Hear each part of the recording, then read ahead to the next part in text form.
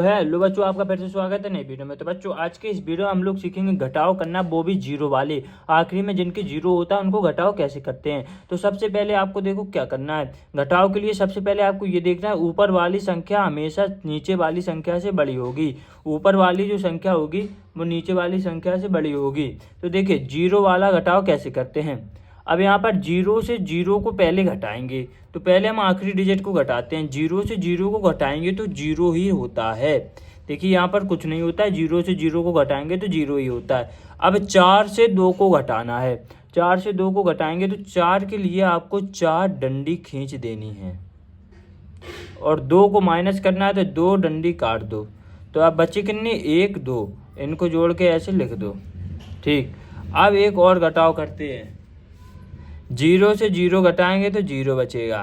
अब तीन में से एक घटाना, तो तीन के लिए पहले तीन डंडी कर दो, एक घटाना तो एक काट दो। अब कितनी बची, दो, तो दो यहाँ पर लिख देते हैं।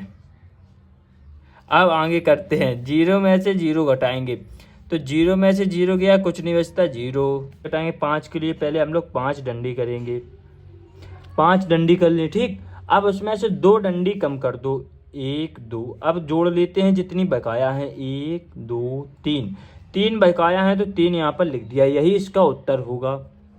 देखिए 20 में से 10 को घटाना है तो हमको क्या करना है, जीरो से जीरो को घटाकर जीरो ही बचता है।